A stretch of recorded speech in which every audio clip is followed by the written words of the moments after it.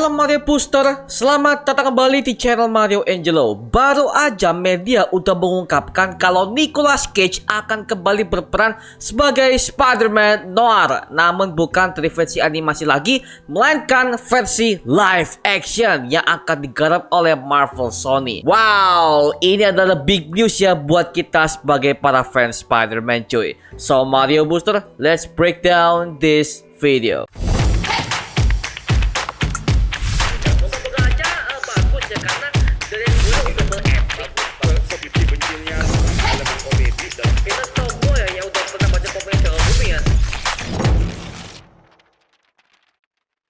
Oke, gue yakin nih buat kalian para fans Marvel, terutama dengan yang fans Spider-Man, udah gak asing lagi dengan aktor kawakan Nicolas Cage ini. Ya, beliau ini udah berkali-kali main di berbagai macam franchise film yang udah kita kenal, seperti Ghost Rider, National Treasure, Spider-Man Into the Spider-Verse, The Flash, dan masih banyak lagi ya. Nah, baru kemarin Nicolas Cage dikabarkan udah tanda kontrak untuk memerankan Spider-Man Noir kembali. Tapi bukan di versi animasi, melainkan versi live action. Wow, ini gila sih. Nah, sebelumnya dia pernah mengisi suara untuk Spider-Man Noir di film Spider-Man Into the Spider-Verse dan menjadi cameo singkat di film Spider-Man Across the Spider-Verse sebagai sequelnya. Dan nanti juga dia akan muncul secara full di sequel ketiganya, yaitu Spider-Man Beyond the Spider-Verse yang tanggal rilisnya masih belum diketahui. Tapi yang jelas, Spider-Man Noir ini adalah project yang paling gue tunggu sebagai project Spider-Man terbaru ya.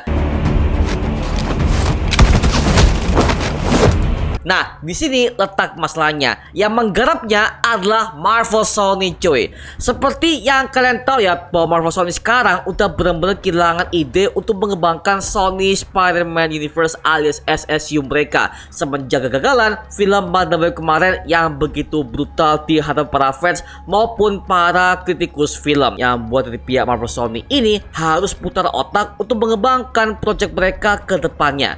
Tapi untungnya project ini akan dirilis secara online di OTT Amazon Prime Video. Jadi meskipun seandainya film ini akan gagal di pasaran, it's okay, mereka pasti akan dapat cuan. Karena apa? Karena mereka rilis di OTT. Lu tau kan kalau di OTT seperti Netflix, Amazon Prime, film-film mereka walaupun ceritanya hancur itu pasti akan balik modal. Karena bayarannya itu adalah dari langganan semua para penggunanya, yang dimana kita bayar itu per bulan, per tahun. Jadi mereka intinya pasti akan tetap untung. Makanya sekarang semua film-film digarap oleh PH-PH besar, mereka tuh kebanyakan rilisnya di OTT seperti Netflix, Disney Plus, Amazon Prime, HBO Go, Max. Semuanya mereka udah rilis itu semua karena lagi-lagi pasarnya udah cukup gede bos. Ya seperti itu. I like to drink egg creams and I like to fight Nazis. Feel something, anything. Nah, sekarang kita akan kesampingkan dulu mengenai masalah di balik layarnya ya, yang dimana kita udah tahu bagaimana Marvel Sony menggarap itu semua. Nah, sekarang kita akan bahas mengenai siapakah Spider-Man Noir ini buat kalian yang belum tahu. Oke, Spider-Man Noir ini adalah salah satu varian Spider-Man yang berasal dari Earth 90214, yang dimana Peter Parker versi ini hidup di tahun 1930-an. Nah, dia pertama kali muncul dalam komik Spider-Man Noir Is nomor 1 yang dirilis pada tahun 2008. Nah, perawakannya dia pakai topi, dia pakai topeng hitam, dan juga dia nggak pakai suit ala Spider-Man yang kita tahu dari versi Peter Parker utama, yang dimana kostum itu adalah merah biru. Nah, sedangkan Spider-Man Noir ini berbentuk seperti detektif, dan dia juga beda banget dengan Peter Parker yang kita kenal dulu, bahwa dia adalah fotografer yang bekerja untuk Daily Bugle. Nah, sedangkan Spider-Man Noir ini adalah seorang detektif handal dan tercerdas di universe-nya, yang dimana dia selalu menginvestigasi setiap aktivitas kriminal yang ia temui di berbagai macam kasus-kasus yang udah pernah ia handle ya.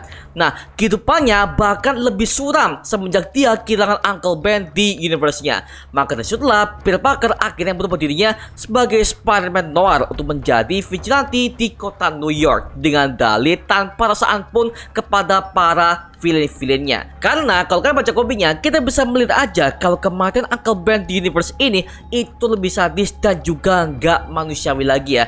Oke, kalau kita lihat di versi komik utamanya, Uncle Ben itu mati ditembak oleh seorang perampokan. Nah, sedangkan di versi noir ini justru lebih sadis dan juga lebih gak manusiawi lagi. Bahkan gua aja sebagai pembacanya, gua bener-bener shock ketika melihat kisah yang satu ini. Dan pembunuhnya adalah salah satu pengusaha di kota New York yang dikenal juga sebagai mafia terkaya dan juga berpengaruh. Ya, seperti kayak Kingpin, Wilson Fisk ya, tapi ini jauh lebih brutal lagi. Well, memang ya Spider-Man versi varian ini adalah versi yang jauh lebih dark daripada Spider-Man yang kita kenal sebelumnya. Bahkan versi Andrew Garfield pun kalah dengan saingan varian yang satu ini ya. Tapi kalau memang Marvel Sony ingin mengembangkan project ini jauh lebih serius lagi ya, kemungkinan ini adalah project spin-off untuk Spider-Man Beyond the Spider-Verse. Karena memang kisah Spider-Man noir ini masih ada kaitannya dengan petualangan Miles Morales di animasinya. Karena kebetulan voice actor dan juga pemeran yang akan di live action nanti itu adalah orang yang sama, yaitu si Nicolas Cage ini ya. Makanya gue juga langsung connect, kemungkinan Marvel Sony sedang mengembangkan project animasi ini akan jauh lebih luas lagi ya.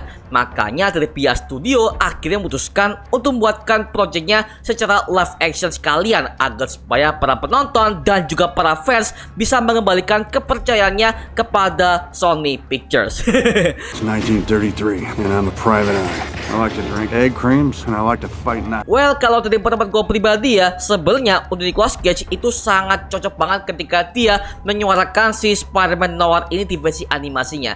Dan gue bisa membayangkan kalau dia beneran akan muncul di versi live action untuk versi Spider-Man noir ini. Karena kita bisa dengar dari suaranya begitu deep, begitu khas, dingin, dan penuh dengan kemisteriusannya. Itu bisa banget ketika dia memerankan Peter Parker yang bener-bener udah pro dalam hal karirnya sebagai Spider-Man noir ya. Tapi kemungkinan Spider-Man noir ini akan diceritakan dia udah berumur lebih tua, sesuai dengan umur aktornya yang memang udah berumur 50 tahunan ke atas ya. Jadi kemungkinan akan ada time skip dalam ceritanya, dan Spider-Man noir ini udah dikenal sebagai sosok yang begitu ditakuti di kota New York. Ya, istilahnya itu seperti kayak Batman tapi versi Marvel, karena memang Spider-Man versi ini dia pakai kostum serba hitam dan juga pakai jubah seperti detektif ya. Jadi well, gua sangat nunggu banget bagaimana project ini akan dikerjakan oleh pihak Marvel Sony. Dan kemungkinan project ini akan memiliki R-rated alias dewasa, yang artinya akan ada banyak banget darah, brutal, dan hal sadis yang lainnya. Kalau memang Marvel Sony ini ingin mengembangkan project ini jauh lebih serius lagi ya, atau mentok-mentok project ini palingan memiliki rating hard PG-13, yang dimana rating ini masih boleh kok anak-anak di bawah umur untuk nonton film ini.